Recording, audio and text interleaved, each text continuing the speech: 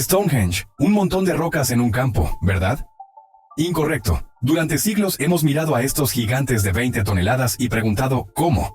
¿Cómo los movieron? ¿Cómo los pusieron de pie? Pero olvidamos preguntar ¿por qué? ¿Por qué arrastrar losas masivas desde 600 kilómetros de distancia solo para hacer un círculo? Bueno, la tecnología moderna acaba de descifrar el código. Un equipo de científicos usó escaneos láser y modelado avanzado para revelar un patrón oculto en las piedras que no tiene nada que ver con el Sol.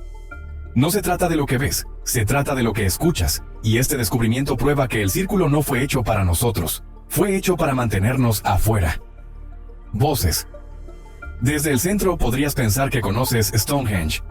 Es el fondo de 1.000.000 de postales y el tema de interminables conferencias aburridas de historia. Pero borra todo eso por un segundo. Olvida a los druidas y los solsticios. El verdadero shock fue encontrado en un laboratorio, no en un campo.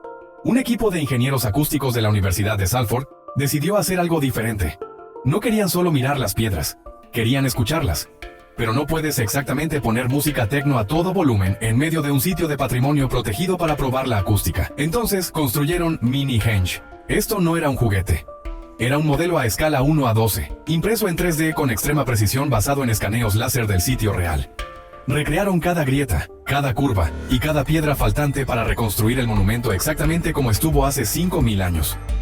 Colocaron este modelo en una cámara acústica especializada, una habitación diseñada para absorber todas las reflexiones de sonido, y lo bombardearon con frecuencias ultrasónicas. Lo que encontraron fue alucinante. Las piedras no solo estaban ahí paradas, estaban trabajando. La disposición de los masivos Sarsens creó un ambiente acústico que no debería existir en el mundo neolítico. Dentro del círculo, las piedras amplificaban el habla por más de 4 decibelios. Eso puede no sonar como mucho, pero en el mundo del sonido es enorme.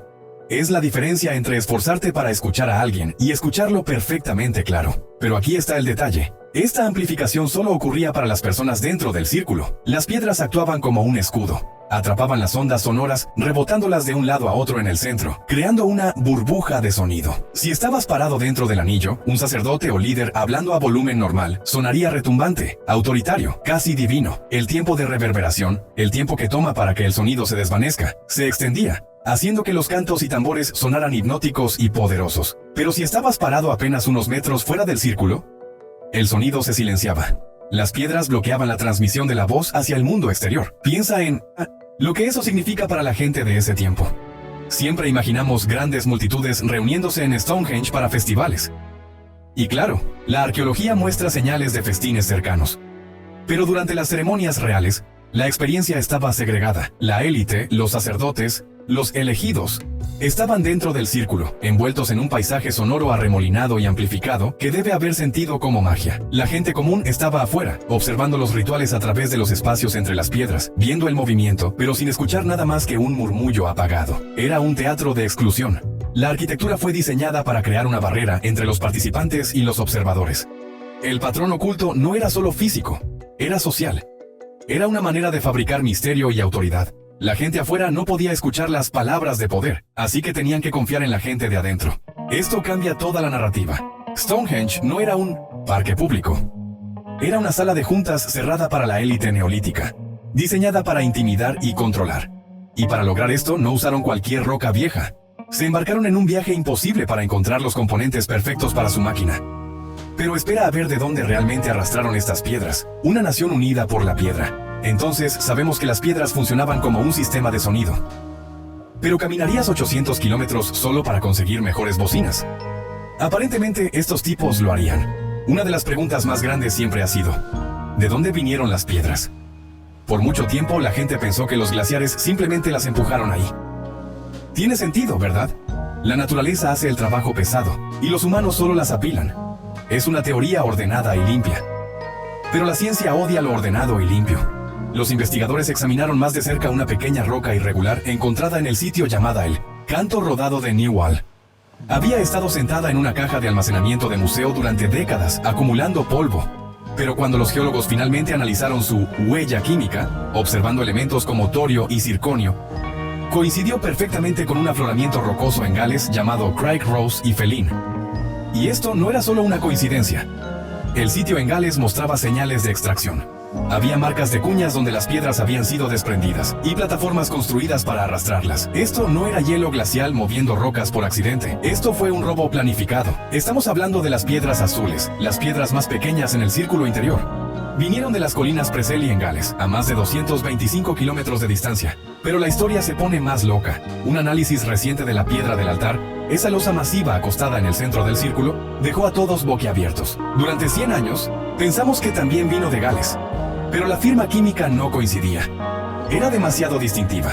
Entonces, los científicos ampliaron su búsqueda, examinaron rocas de todo el Reino Unido y encontraron una coincidencia. La piedra del altar vino de la cuenca de las Orcadas en el noreste de Escocia. Deja que eso se asiente. Escocia. Eso está a 750 kilómetros de Stonehenge. Imagina arrastrar una losa de 6 toneladas de roca a través de toda la longitud de Gran Bretaña sin un camión, un caballo o una rueda.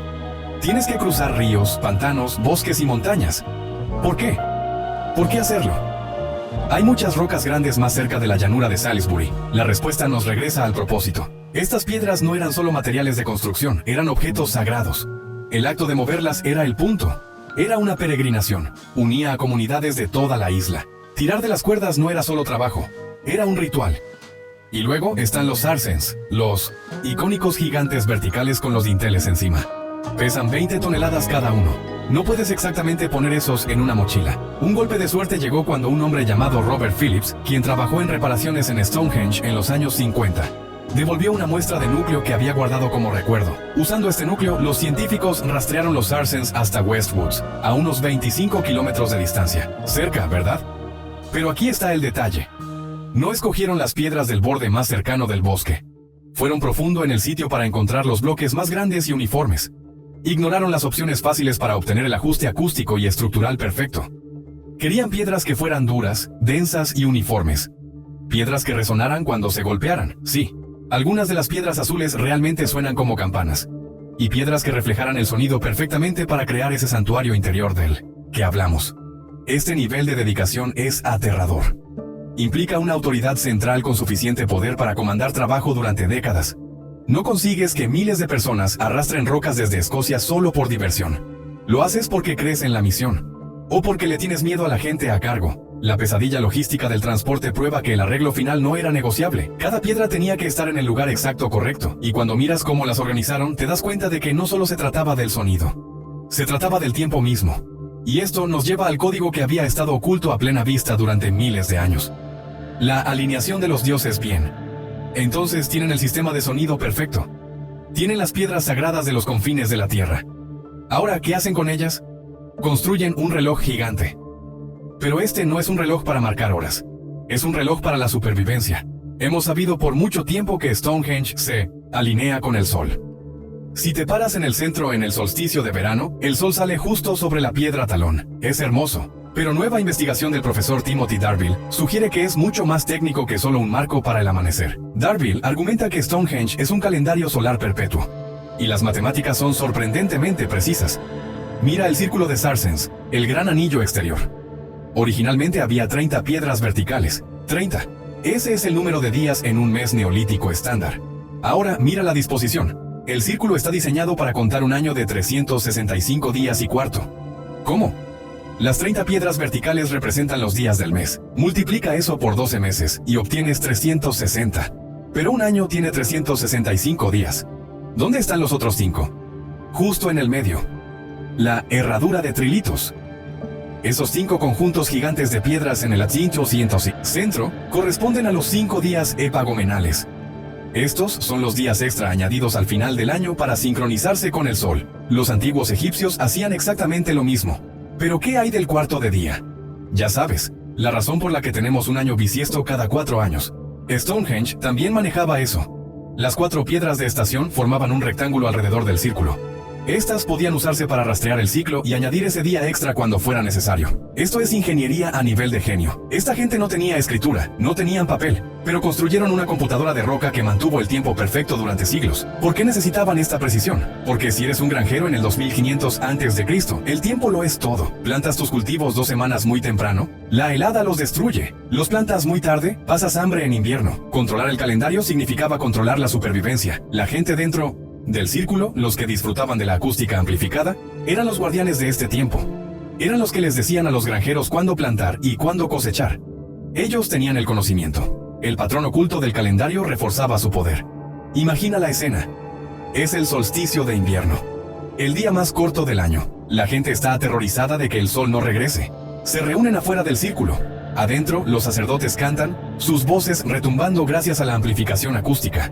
El sol se pone perfectamente entre las piedras más altas, marcando el paso del año viejo. Luego, los sacerdotes anuncian el regreso de la luz. Para el plebeyo afuera, esto parecería como si los sacerdotes estuvieran controlando al sol mismo. La arquitectura, la acústica, la alineación, todo era un efecto especial masivo diseñado para solidificar la jerarquía social. Pero incluso con toda esta ciencia, todavía hay una capa de misterio que no podemos quitar. Porque, antes de que tuviéramos láseres y modelos acústicos, teníamos historias. Y a veces, las historias nos dicen cosas que las rocas no pueden. Y un nombre sigue apareciendo. Un nombre que difumina la línea entre historia y magia. Las piedras sanadoras. Seamos realistas. Cuando miras piedras de 20 toneladas paradas en un campo, tu primer pensamiento no es grúa, es magia. Y durante la mayor parte de la historia, esa fue la explicación oficial. Entra Merlín.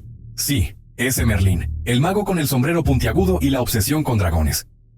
Según las leyendas medievales, específicamente de un tipo llamado Geoffrey de Monmouth en el siglo XII, Stonehenge fue construido por gigantes. Lo llamó la danza de los gigantes. La historia cuenta que las piedras estaban originalmente en África. Luego, los gigantes las llevaron a Irlanda. El rey Aurelio Ambrosio quería un memorial para los nobles británicos caídos ante los sajones. Pidió ayuda a Merlín. Merlín dijo, oye, hay unas piedras mágicas en Irlanda. Vamos a buscarlas.